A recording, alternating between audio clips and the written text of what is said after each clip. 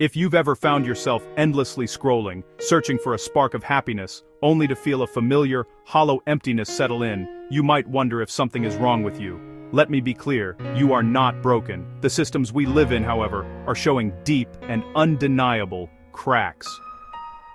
We're in the midst of a global mental health crisis with rates of depression spiking in ways we've never seen before. It's a silent epidemic that's getting louder every day, touching every community, every age group, and every walk of life. But why now? What has changed so dramatically in our world to cause such a profound shift in our collective well-being? In this video, we're going to unpack the complex reasons behind this surge. We'll move beyond the headlines and the hot takes to explore the real, evidence-based factors at play.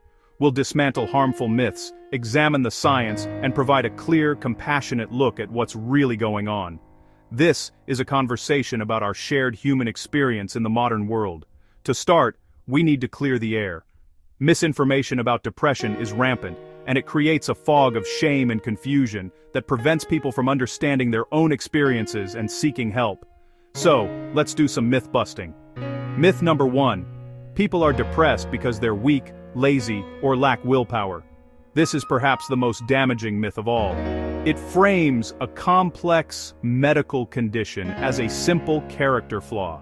The fact is, major depressive disorder is a legitimate illness, rooted in a complex interplay of factors. There's our biology, our genetic predispositions, and the unique chemical makeup of our brains. Neurotransmitters like serotonin, dopamine, and norepinephrine play a crucial role in regulating our mood, and imbalances can be a significant factor. Then there's our environment, the social, economic, and physical spaces we inhabit. And finally, there's stress, the chronic, unrelenting pressures of modern life. It is a health issue, not a moral failure. Myth number 2. Social media created the depression epidemic overnight. It's an easy target, and its impact is real, but the story is more nuanced. The fact is, social media acts as a powerful amplifier for pre-existing human vulnerabilities. It didn't invent social comparison, but it put it on steroids, delivering a curated 24/7 highlight reel of everyone else's perceived successes directly into the palm of our hand. It didn't invent loneliness, but it can foster a sense of phantom connection, a feeling of being surrounded by people, yet profoundly isolated. It's a significant piece of a much larger, more intricate puzzle. So if it's not just one thing, what are the other pieces of that puzzle? The spike in depression is the result of a perfect storm of converging pressures. Let's look at the key drivers. First, economic strain. For millions, the pressure is relentless. Stagnant wages, the rising cost of living, housing insecurity, and precarious employment create a baseline of chronic stress. When you're constantly worried about making rent or putting food on the table, your mental reserves are depleted, leaving you far more vulnerable to depression. This isn't just a feeling, it's a physiological reality. Financial stress activates the same fight-or-flight response as a physical threat, and when that system is always on, it can lead to burnout and despair. Next, a profound sense of loneliness and eroding community. Despite being more digitally connected than ever, many of us feel more alone. Meaningful in-person connections, the kind that build trust and provide a buffer against life's hardships, are becoming rarer. Third, spaces, places outside of home and work where communities gather, have dwindled. This social recession starves us of the belonging that is fundamental to our mental health. Then there's the national sleep loss epidemic. We are a society that is chronically sleep-deprived, and the link between poor sleep and depression is a vicious cycle. A lack of restorative sleep disrupts mood regulation, impairs cognitive function, and weakens our emotional resilience. In turn, depression itself often causes insomnia, creating a downward spiral that is incredibly difficult to break. We also cannot ignore the role of trauma.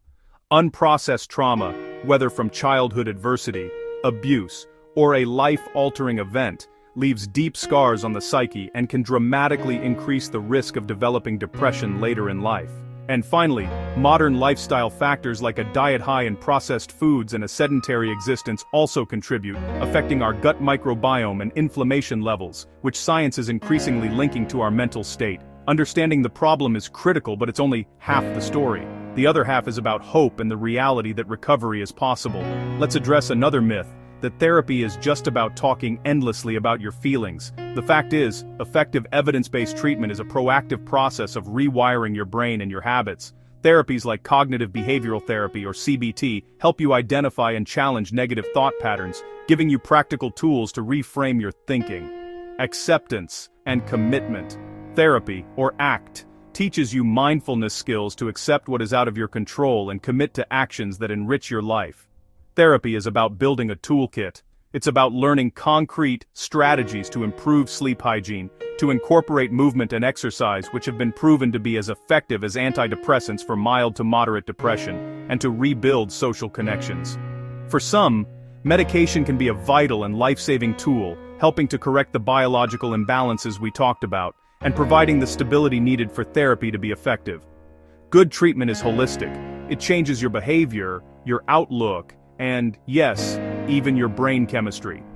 This brings us to one of the biggest barriers to recovery: stigma. Let's tackle the final myth for today, that telling someone to just cheer up or snap out of it is helpful advice. The fact is, this kind of invalidation is profoundly harmful. It dismisses a person's legitimate suffering and reinforces the toxic idea that they are to blame for their illness. It's like telling someone with a broken leg to just walk it off. This fear of being judged, misunderstood, or seen as weak is a primary reason why people delay or avoid seeking help. The average delay between the onset of mental illness symptoms and the start of treatment is 11 years. 11 years of unnecessary suffering. What people actually need is validation. They need to hear, "That sounds incredibly difficult. I'm here for you. And it's okay not to be okay." Creating a culture of openness and acceptance is not a soft issue. It is a public health imperative. It's what empowers someone to make that first, terrifying call to a therapist or to open up to a friend. It's what saves lives. So, what can we do? If you are the one struggling, please know that your pain is real and you deserve support.